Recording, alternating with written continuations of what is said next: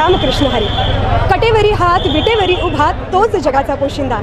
आणि याच पंढरीत याच भाविकांसाठी सागर डेव्हलपर्स घेऊन आले आहेत भव्य ओपन प्लॉट प्रकल्प, ते सुद्धा दर्शन रांगेच्या अगदी जवळ. इथे पाठीमागे आहे दर्शन बारी. नगरपालिका हद्दीतील नियोजित आराखड्यातील 50 फूट डीपी रोड. संपूर्ण प्रोजेक्टमध्ये अंतर्गत street lights, plot demarcation, plantation आणि प्रत्येक प्लॉटला स्वतंत्र नळ कनेक्शन. संपूर्ण प्रोजेक्टला तारेचे कंपाऊंड. ज्येष्ठ नागरिकांना बसण्यासाठी बेंचेस. चला तर मग आत्ताच बुक करा मठासाठी किंवा आपल्या हक्काच्या घरासाठी आपल्या हक्काचा प्लॉट, तेही अगदी माफक दरात. ताज्या घडामोडी पाहण्यासाठी आमच्या YouTube चॅनलवरील PVR म्हणजेच पंढरी वार्ता या न्यूजला सबस्क्राइब करा आणि शेजारील बेल आयकॉनवर क्लिक करा. माझं काही खरं नाही या विधानाचा इशारा शरद पवारांना आहे का, असा प्रश्न जयंत पाटील यांना विचारला असता ते म्हणाले, आम्ही एका कुटुंबातील आहोत. आम्ही असं एकमेकांना इशारा देत बसत नाहीत. शरद पवार यांच्या नेतृत्वाखाली आमचा पक्ष आहे.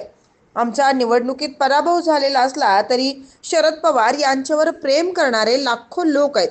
त्यांचा तो पक्ष आहे. त्यामुळे आम्ही जे काही असेल ते एकत्रित निर्णय घेऊ. एकट्यानं कोणी इकडे जाऊ नये तिकडे जाऊ नये असा कोणताही निर्णय आम्ही चर्चेलाही घेत नाहीत, असं जयंत पाटील यांनी म्हटलंय. गेल्या काही दिवसांपासून राज्याच्या राजकारणात आरोप प्रत्यारोप सुरू असल्याचं पाहायला मिळतंय. यातच राष्ट्रवादी काँग्रेस शरदचंद्र पवार पक्षाचे प्रदेशाध्यक्ष जयंत पाटील यांनी एका कार्यक्रमात बोलताना केलेल्या एका विधानाची मोठी चर्चा रंगली होती. त्यांच्या या विधानानंतर ते पक्षात नाराज आहेत का, अशा चर्चा राजकीय वर्तुळात रंगल्या होत्या. दरम्यान यानंतर अखेर जयंत पाटील यांनी आज माध्यमांशी बोलताना स्पष्टीकरण दिलं आहे. त्यानंतर विरोधकांनी पाटील साहेब कुठेतरी नाराज आहे, राज्यात ती सध्या चर्चा चालू आहे, कसं बघतो? मी नाराज वगैरे काही नाही आहे. कसं आहे, मला आता बाहेर बोलायची चोरी झालेली आहे. मी भाषण केलेलं त्याचा रेफरन्स तुम्ही काढून बघा. ते शक्तिपीठ रस्त्याला विरोध करण्यासाठी जो मोर्चा आलेला त्यांच्यासमोर मी भाषण करताना सांगितलं की कालांतराने लोक कॉम्पेन्सेशन वाढलं की कॉम्पेन्सेशन घेतात आणि गप्प बसतात. त्यामुळे तुमचं सगळ्यांचं नक्की आहे का, तुम्ही स्ट्रॉंग आहात का, तुम्ही हे शेवटपर्यंत ॲजिटेशन नेणार आहात का. आणि राजू शेट्टींनी हे हातात घेतलं आहे, हा झेंडा हातात घेतला आहे म्हटल्यावर काही काळजीचं कारण नाही. पण राजू शेट्टींचा आता तो विनोदाचा भाग होता की राजू शेट्टींचा आमच्यावर विश्वास नाही, आम्ही त्यांना उभं राहायला सांगत होतो. त्यामुळे माझं काही तुम्ही गृहीत धरू नका, खरं धरू नका. तुम्ही तुमचं आंदोलन कंटिन्यू करा, तुमच्या आंदोलनाला आमचा पाठिंबा आहे, अशी त्यातली ही भावना होती. त्याच्यात मी नाराज आहे पासून माझे पक्ष बदलण्यापर्यंत गाडी गेली.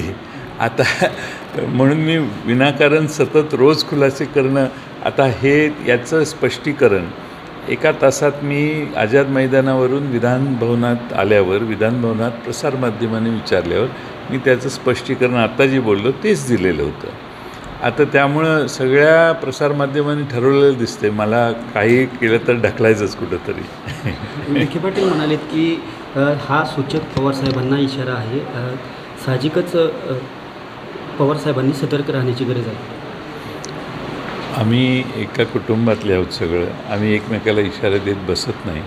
जो काही शरद पवार साहेबांच्या नेतृत्वाखाली आमचा पक्ष आहे, आज आमचा पराभव झाला आहे. कदाचित निवडून आलेल्यांची संख्या जरी कमी असली तरी महाराष्ट्रात पवारसाहेबांच्यासाठी, पवारसाहेबांच्यावर प्रेम असणारे लाखो लोक आहेत आणि त्यांचा तो पक्ष आहे.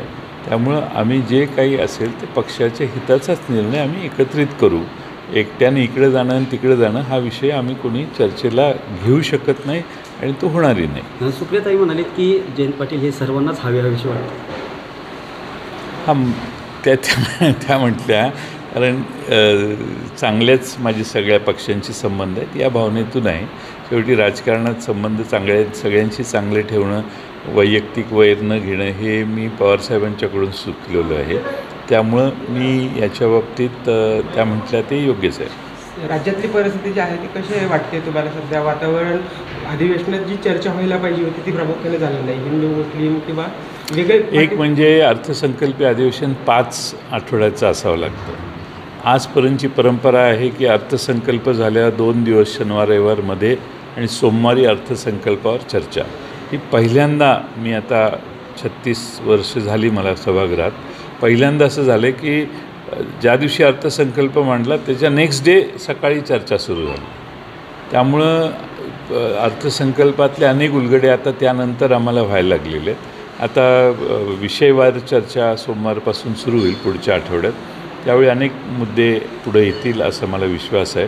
अर्थसंकल्पामध्ये जी अर्थसंकल्पीय अधिवेशन आहे ते 5 आठवडे जर झालं असतं तर अनेक चर्चा झाल्या असत्या. प्रत्येक आठवड्यात सत्तारूढ पक्षाचा प्रस्ताव येतो, विरोधी पक्षाचा प्रस्ताव गुरुवारी येतो.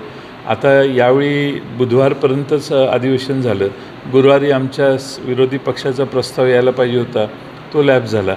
मागच्या आठवड्याचाही तो तसाच लॅप झाला.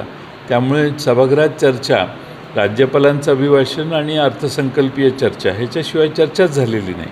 त्यामुळं हे अधिवेशन फार तोकडं आहे.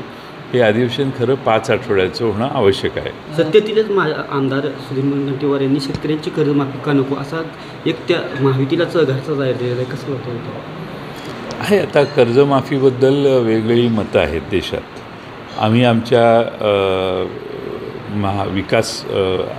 महाविकास आघाडीच्या वतीने सांगितलेलं की आम्ही सत्तेवर आल्यावर जे संकटातला शेतकरी त्याला अशा पद्धतीनं कर्जमाफी करण्याचा प्रयत्न करू. आता त्या सत्तेत आलेल्या लोकांनी अनेक जबाबदाऱ्या घेतलेल्या आहेत. त्यामुळं एवढी मोठी जबाबदारी कर्जमाफीची त्यांना शेतकऱ्यांसाठी घेता येईल की नाही हा त्यांनी सरासर विचार करायचा. काल होळी आणि आज धुलीवंदन आहे. कशा पद्धतीने धुलवड साजरी करतात?